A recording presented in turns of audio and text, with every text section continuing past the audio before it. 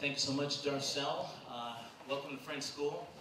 What we do in the morning typically is our students gather and we have a time of silence. And we've had guests come up and can't believe that children in kindergarten and pre-K can be quiet for 20 minutes. But don't worry, you won't have to, just for a couple of minutes. But we do want you to be a part of what we do here at Friends School, and we always begin with a moment of silence. So let us have our silence at this time.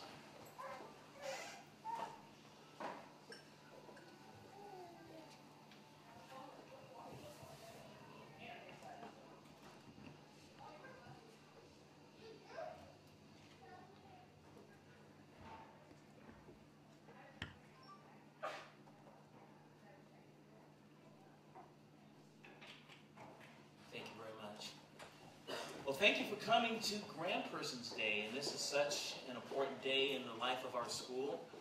Here we invite grandpersons, that is persons that fill that role in our lives. It could be a person who is your grandparent. It could be a person who is special in your life, who has given you guidance, given our child guidance over the years.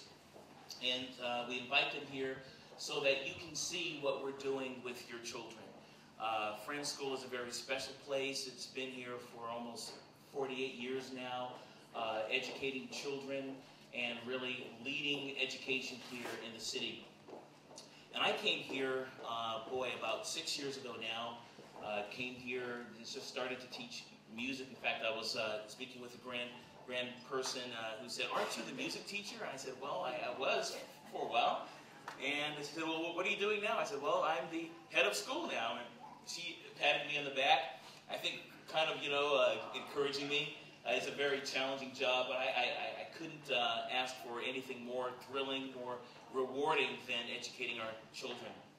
When I look at the education of our children, I sort of think of this Tibetan proverb of the frog in the well. And in this proverb, there's this frog who lived in this well all of his life, and he was very happy in his dank and wet, moist, and warm well.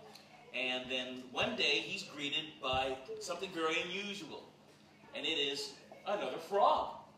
And so the frog in the well sees this other frog and says, "What are you?" And he says, "Well, I'm another frog, just like you." And he says, "Well, where did you come from?" And he said, "Well, I come from the ocean." The frog in the well says, "Well, how big is the ocean?" And the new frog said, "The ocean is very big." The frog in the well said, "Is your ocean a quarter the size of my well?" The visiting frog said, "No, bigger."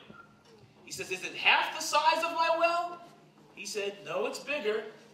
And he says, "You mean to tell me that your ocean is almost as big as my well is?"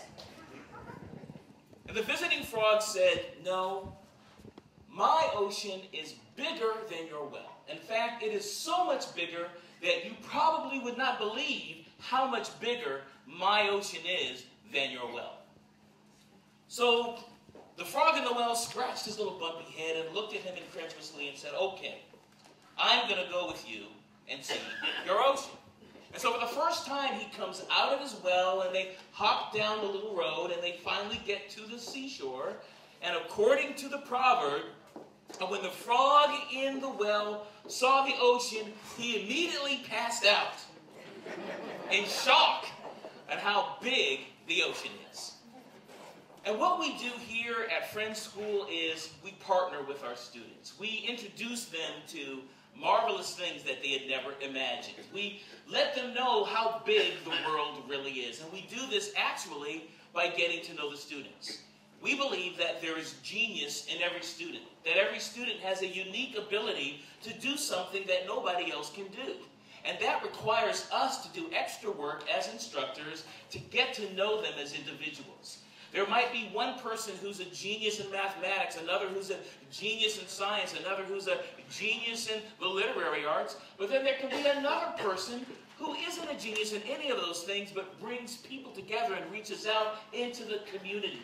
And so what we find is that when we love and encourage every child, that genius comes out of them. As I've been an instructor here, I have learned more from my students than I have in any class, and that's after having been a scientist and a minister and other things. I've learned more from those students than I have in any other environment. So we have a special place here where we acknowledge the gifts of the individuals that we have with us. We really encourage small class sizes because we know that that's what is required in order for our teachers to really get to know each and every student.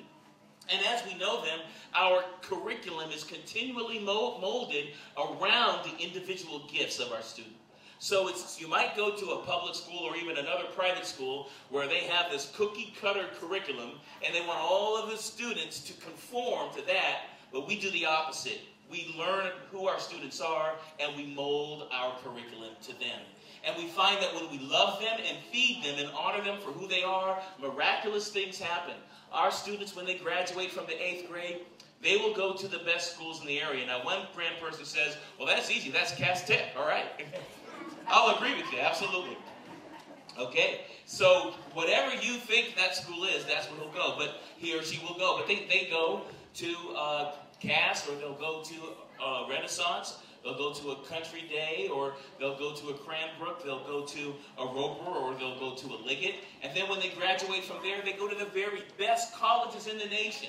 Our graduating class, our 8th grade graduating class that is now going to college, the colleges that they are now attending are Amherst, Penn, Carnegie Mellon, University of Chicago, Brown. So that gives you an idea of where our students end up. And it's all because we honor their voice and we teach them to think creatively and we teach them to respect themselves while being humble and being servant of others.